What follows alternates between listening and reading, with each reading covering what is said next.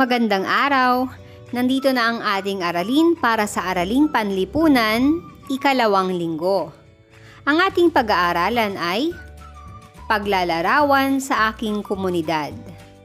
Ako si Miss Edsy, ang gurong makakasama ninyo para sa talakayan. Pagkatapos ng araling ito, ikaw ay inaasahang na ilalarawan ang sariling komunidad batay sa pangalan nito, lokasyon, mga namumuno, populasyon, wika, kaugalian, paniniwala, at iba pa. Balikan natin ang ating nakaraang aralin. Ano nga ulit ang tawag sa nasa larawang ito? Mahusay, ang tawag dito ay komunidad. Ano nga ba ang kahulugan ng komunidad? Ang komunidad ay binubuo ng pangkat ng mga tao na naninirahan sa isang pook na magkatulad ang kapaligiran at pisikal na kalagayan. Ang komunidad ay binubuo ng pamilya o tahanan, paaralan, pamilihan, simbahan, pook libangan, ospital at pamahalaan.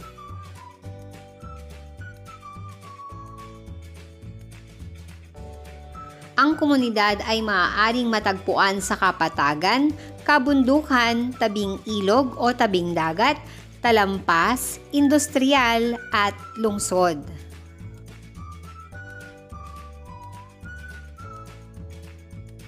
Ngayon, paano mo ilalarawan ang iyong komunidad?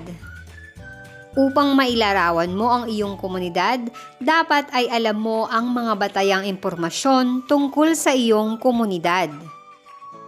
Ang batayang impormasyon ay ang mga mahalagang impormasyon na patungkol sa iyong komunidad. Ano-ano kaya ang mga batayang impormasyon? Una, pangalan ng komunidad. Lokasyon. Populasyon. Wika o diyalekto. Namumuno. Pangkat etniko at relihiyon. Upang mailarawan mo ang iyong komunidad, dapat ay alam mo ang mga batayang impormasyon tungkol sa iyong komunidad. Una, pangalan ng komunidad. Ito ay tumutukoy sa ngalan ng inyong lugar. Masdan ang mga halimbawa.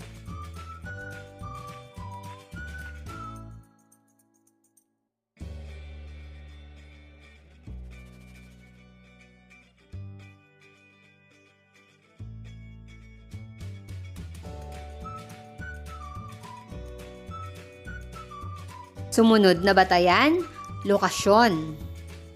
Ito naman ay ang lugar kung saan matatagpuan ang komunidad. Masdan mo ang mga larawan.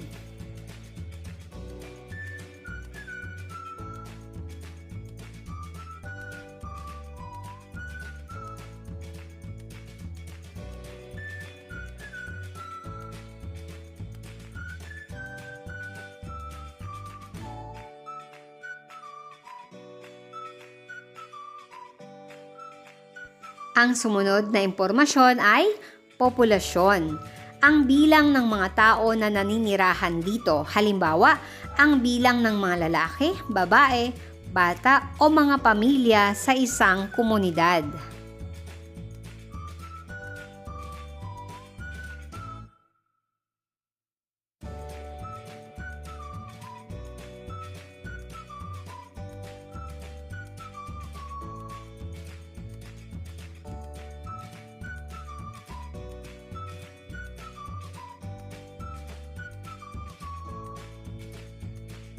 Wika o diyalekto.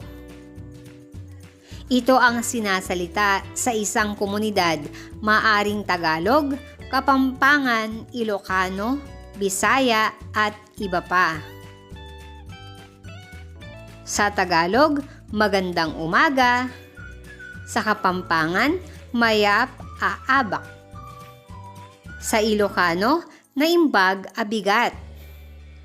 Sa Bisaya naman, maayong buntag.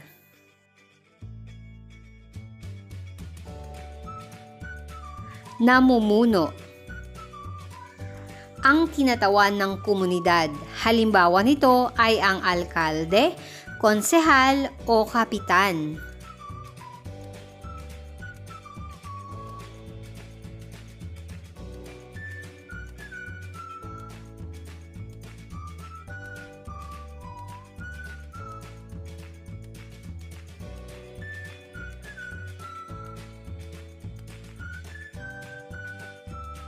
Pangkat etniko. Ang pangkat ng mga tao na may sariling pagkakakilanlan tulad ng mga Katagalugan, Pangasinense at Kapampangan.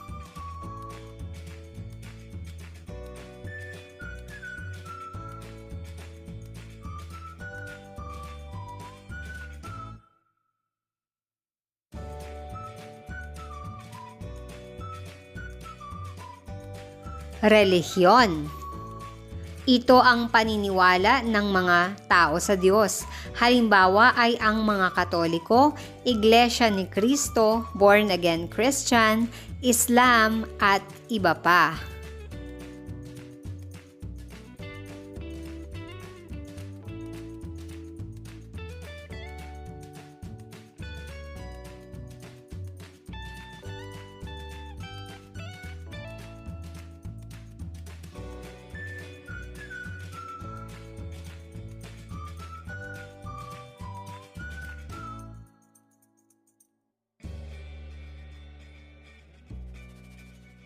Mahalagang malaman at tandaan ang mga nabanggit na batayang impormasyon upang malaman ang mga importanteng detalye na mas makapagbibigay ng pagkakakilanlan ng isang komunidad. Ngayon mga bata ay dumako na tayo sa mga pagsasanay.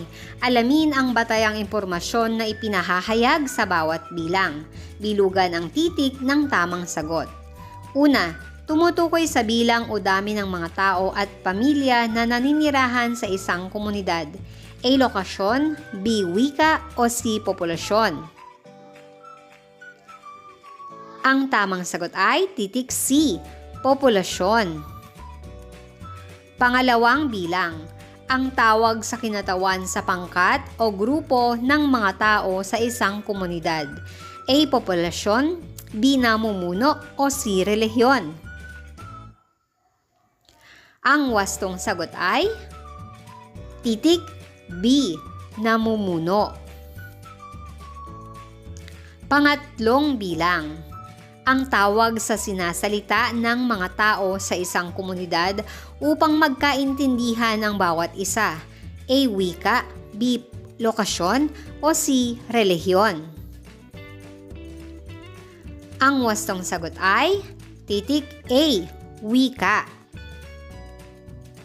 Pang-apat, tinutukoy kung saan matatagpuan ang isang komunidad. A. Etniko, B. Lokasyon o C. Populasyon. Ang wastong sagot ay titik B. Lokasyon. Panlima, pangkat ng mga tao na may sariling pagkakakilanlan. A. Grupong etniko, B. Lokasyon o C. Populasyon. Ang tamang sagot ay titik A. Grupong etniko.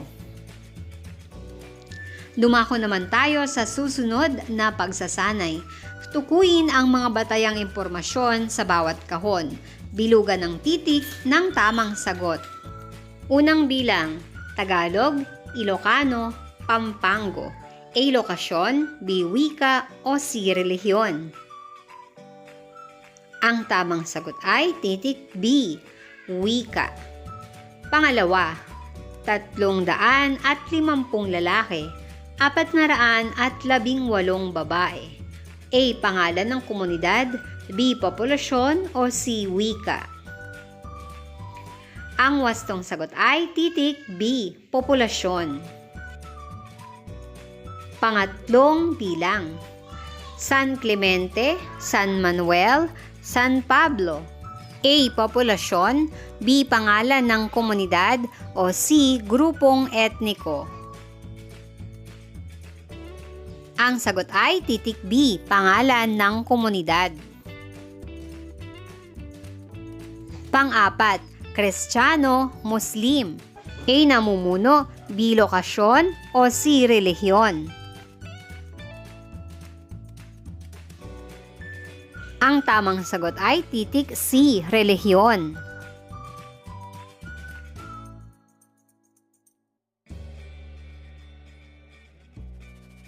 Panlima, gobernador, alkalde, kapitan.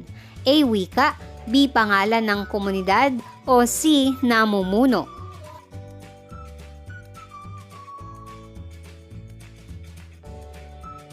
Tamang sagot ay titik C. Namumuno.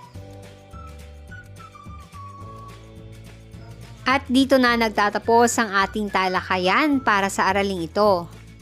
Maraming salamat sa inyong panonood mga bata. Hanggang sa muli. Paalam!